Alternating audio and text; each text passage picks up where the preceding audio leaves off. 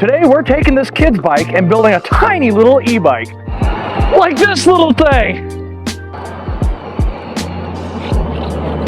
Speed!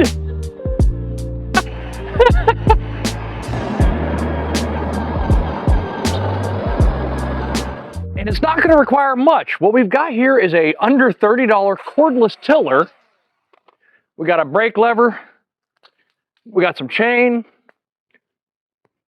A little 14-tooth freewheel.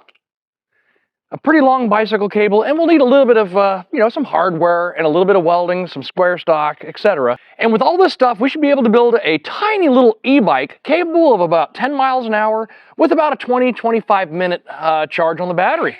Let's get to it. So the first thing I want to do is I want to build a motor mount that comes off of the seat post and holds the motor right about there. Now this is the right direction for its travel. It's going forwards. Then we're going to have to figure out how to put the freewheel on over here. That way we can pedal faster than the motor's going, but then once the motor's on, it can power us.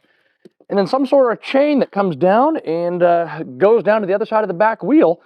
And from there, to adjust the chain height, all we have to do is, being that it's mounted to the seat post, all we have to do is raise and lower the seat. And with that, we've got a rechargeable DIY e-bike that we can get extra batteries for or bigger batteries for. But for now, I'm just sticking with the little 20 volt, 2 amp hour. But this should be all right.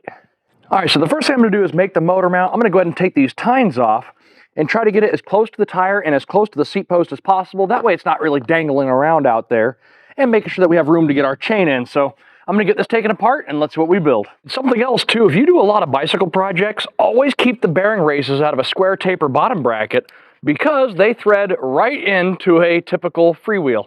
Well, this definitely worked out better than I thought. So here's a pair of old 16-inch forks. We could put this here, put a few bolts on the outside of this big flange, cut off the extra of the fork, and weld the top part here where the threads used to be up on that seat post. And from there, we've got ourselves a motor mount. Well, it looks like I'm going to put the forks actually on top of that flange. That way we don't run into any kind of clearance issues with our freewheel here. So I think just maybe 1 or 2 bolts on each side, 1/4-20, should be plenty to hold this thing on here. That flange is quite strong, even though it's plastic. And that should make us the motor mount. We'll weld a sprocket onto the back of the bike, and then we'll figure out our throttle situation.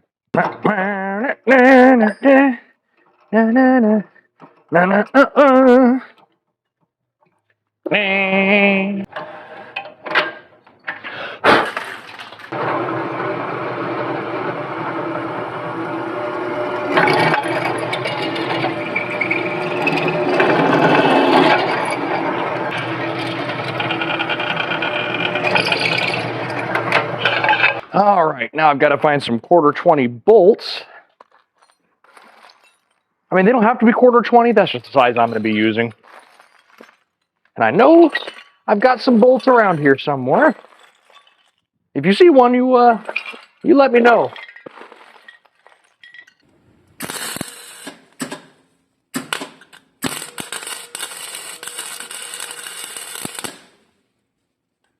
I hate flux core.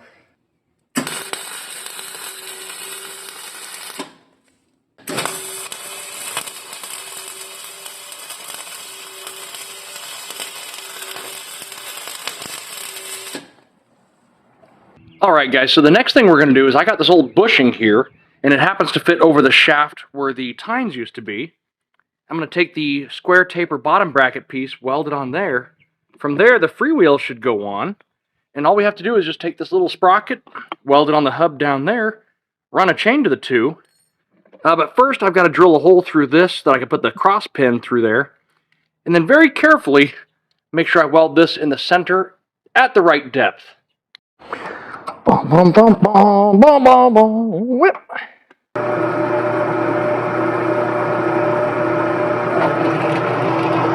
And if my calculations are correct, I think that's close enough. All right, now that this is all welded up and has the cross pin through it, we can thread on our freewheel. All right, and just how round is it? Pretty good. We're maybe 30 thousandths off, but that'll be fine. So now the last bit of welding is going to be trying to get this sprocket kind of onto that hub somewhere, so that way it's, you know, the chain can clear and go up to the motor and freewheel. And once the little sprocket's welded onto the hub and we've got a chain, all we have to do is run the throttle cable, which I've got a really simple solution for. Shouldn't take long. And when we're doing the throttle cable stuff, we're going to go ahead and cut off the extra here of the fork. So after I got the sprocket welded onto the wheel down there, I just had to give it a test. So for the throttle linkage, all we're going to have to do is take out all the screws from this, split it in half, and get rid of the little safety guard and drill a hole through the trigger and through the back side of the machine. That way we can run a steel cable, you know, bicycle cable, all the way through, and that'll pull it.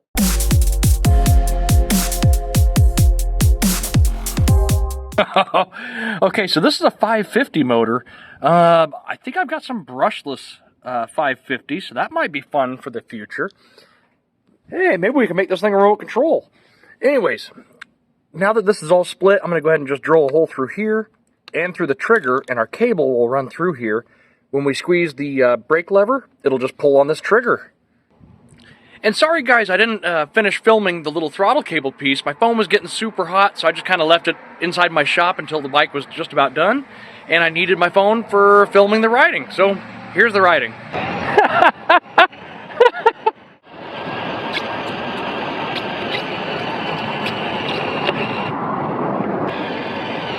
I can't believe it's moving my weight.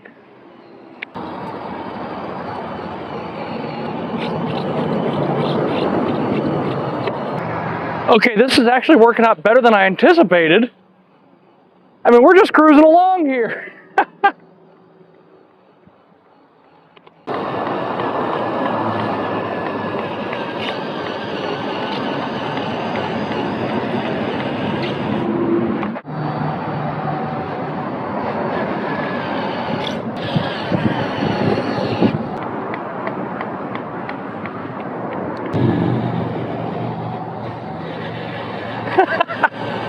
The speed!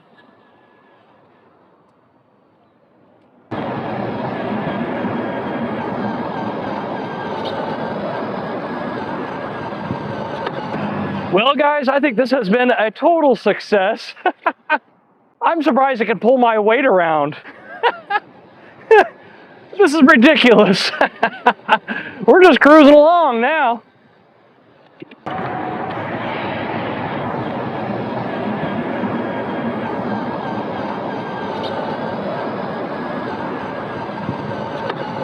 Well guys, as per usual, thanks for watching. I hope you found it interesting or dumb or something to laugh at today.